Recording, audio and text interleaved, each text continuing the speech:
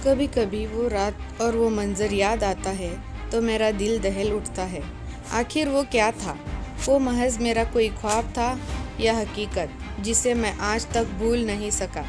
जब कभी वो वाकया मेरे सामने आता है तो खौफ के मारे आज भी मेरे रोंगटे खड़े हो जाते हैं। उस रात की सारी घटना मेरी आंखों के सामने एक फिल्म की भांति चलने लगती है। भयानक और अंधेरी रात, ऊपर से सुनसान इलाका, बड़ा सा उजाड़ कमरा, फिर कंडक्टर की लाश का यूं मिलना। ना जाने उस रात का क्या होने वाला था, लेकिन हम उस रात सच में बच गए। अगर वो ना होता तो शायद हम सब भी उस कंडक्टर के साथ अपनी जान से हाथ धो बैठते। लगभग 20 साल पहले की बात है। मैंने अपने परिवार के साथ जयपुर घूमने का कार्यक्रम बनाया था। बेटा बहुत दिनों से जिद कर रहा था कि पापा मुझे राजस्थान घूमने के लिए ले चलिए, सो मैं उसकी बात मानकर उसे जयपुर घुमाने को राज़ी हो गया।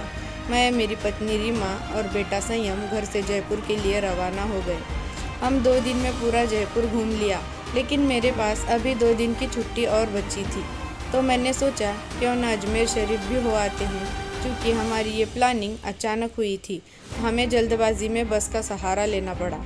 उस बस में और भी यात्री थे, खासकर बुजुर्गों की संख्या ज़्यादा थी। हमारी जैसी केवल एक ही फैमिली थी। बस में यात्री भी कम ही थे, क्योंकि बस भी थोड़ी खजाड़ा थी, इसलिए शायद उसमें ज़्यादा यात्री नहीं बैठे होंगे। करीब रात के 8 बजे बस गंतव्य की ओर रवाना हो चली। हम तीनों अपनी सीटों पर टेक लगाकर बैठ गए। संयम तो सो गया, लेकिन मुझे और रीमा को बीच बीच में हल्की हल्की झपकी सी आ जाती। एक तो वीरान और अनजानी जगह, ऊपर से खजाड़ा बस में मुझे अनकंफर्टेबल लग रहा था। ड्राइवर को भी शायद बहुत जल्दी थी गंतव्य तक पहुंचने की, इसलिए वो भी बस को तेज़ रफ्तार में भगाए चला जा रहा था। अंदर से डर भी लग रहा था कि कहीं वह बस को ठोक ना दे, क्योंकि अंधेरा घना था।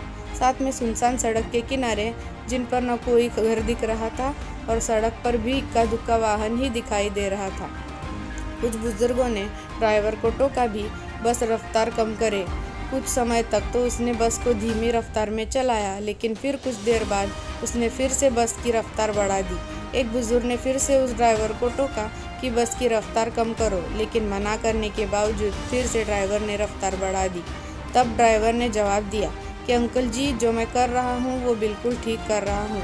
मैंने सुना है कि ये इलाका अच्छा नहीं है, बहुत ज़्यादा खतरा है इस जगह, और हम इस इलाके को जितनी जल्दी पार करके आगे बढ़ जाए उतना अच्छा। ड्राइवर की बात सुनकर सबने कहा कि चलो ठीक है।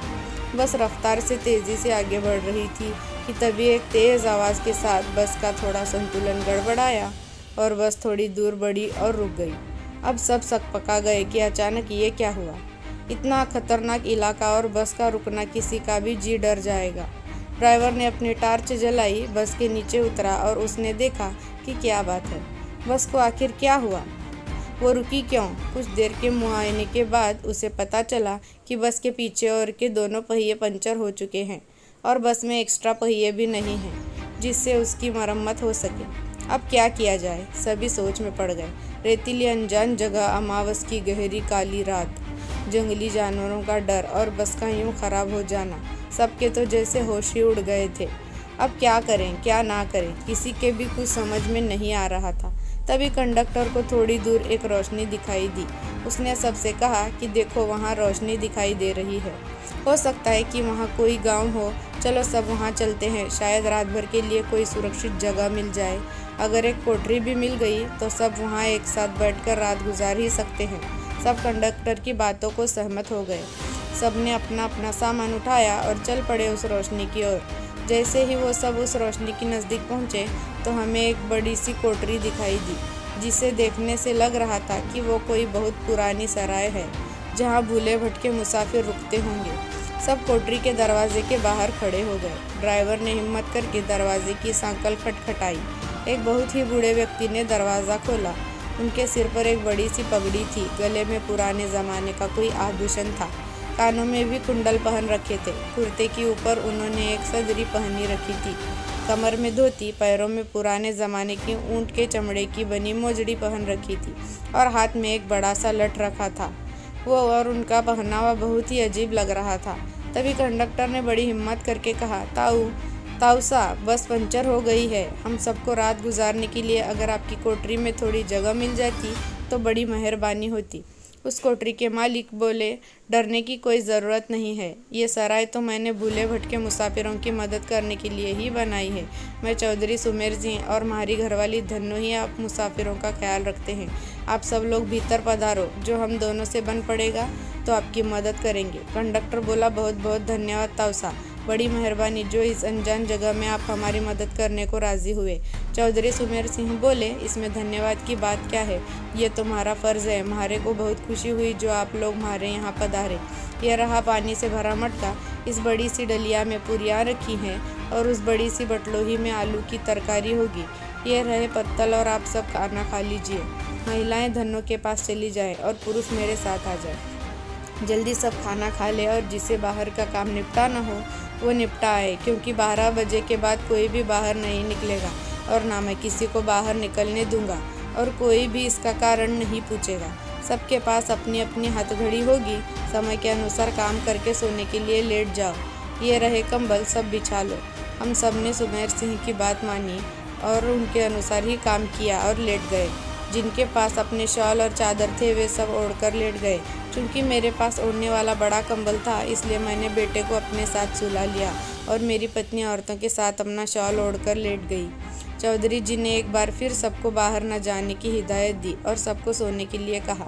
लगभग 12 बजे के बाद न जाने कंडक्टर को क्या सूझी, उसे बीड़ी पीने की तलब लगी और वो बाहर जाने लगा। चौधरी जी ने उसे बहुत रोका लेकिन वो नहीं रुका। कंडक्टर के बाहर जाने के बाद चौधरी जी ने जल्दी से कोठरी की किवाड़ बंद किए और साथ में पटरे की मदद से किवाड़ को मजबूती से बंद कर दिया कि कोई भी भीतर ना आ सके और सारे रोशनदान और खिड़कियों को भी बंद कर दिया। कुछ देर के बाद बाहर से बहुत बुरी बुरी और डरावनी आवाज़ें आने लगी। साथ में कंडक्टर की भी आवाज़ सुनाई दी। वो चिल्ला चिल्ला कर बचाओ बचाओ चिल्ला रहा था। कोठरी के कुछ लोग कंडक्टर की मदद के लिए बाहर जाने लगे, लेकिन चौधरी जी ने उन्हें सब ये कहकर रोक दिया कि अगर वह सब बाहर गए तो सर्वनाश हो जाएगा। वो शैतान अगर भीतर आ गया तो हम में से कोई भी जिंदा नहीं बचेगा। सब अपनी जान के विषय में सोचकर पीछे हट गए। फिर चौधरी जी ने सबसे कहा कि सब अपनी अपनी जगह पर लेट जाएं और उनकी बात मानना हम सब की मजबूरी थी। हमने सब ने वही किया जो चौधरी जी ने कहा था। 1 आध घंटे के बाद सबको नींद आ गई। हम सब सुबह जागे तो वहाँ का मंजर देखकर दंग रह गए। हम सब रेत पर लेटे थे और वहाँ से कोठरी गायब थी। केवल हम लोगों का सामान ही पड़ा था। वहाँ 2 समाधियाँ बनी थी जिन पर चौधरी सुमेर सिंह और धन्नो सिंह लिखा था। हम सब ये देखकर हैरान थे कि आखिर रात को जो हुआ था वो ख्वाब था या हकीकत। तभी वहाँ से एक चरवाहा अपनी भेड़ों के साथ निकला। उसको हम लोगों ने सारी बात बताई तो उसने बताया कि यहाँ बहुत समय पहले एक सराय हुआ करती थी जिसकी रखवाली चौधरी सुमेर सिंह और उनकी पत्नी धन्नो किया करते थे और उन दोनों के स्वर्गवास के बाद आज भी उनकी आत्माएं भटके हुए मुसाफिर की मदद करने आती हैं। इस इलाके में बहुत शैतानी आत्माएं हैं जो लोगों को कत्ल कर देती हैं, लेकिन सुमेर सिंह और उनकी पत्नी अच्छी आत्माएं हैं इसलिए वो लोगों की मदद करने आ जाते हैं। ये सब कहकर चरवाहा वहाँ से चला गया, लेकिन हम सबके मुंह और आंखें खुली की खुली रह गई। फिर हम सब ने अपना अपना सामान उठाया और बस की ओर आए तो वहाँ देखा कि कंडक्टर की लाश लहूलुहान पड़ी थी। वो सब देखकर हम सब का दिल दहल गया। थोड़ी देर के इंतज़ार के बाद वहाँ से एक दूसरी बस गुजरी और हम सब उसमें बैठकर अपने गंतव्य की ओर रवाना हो गए। ऐसी ही मज़ेदार कहानियाँ सुनने के लिए मेरे चैनल को सब्सक्राइब कर दीजिए। धन्यवाद।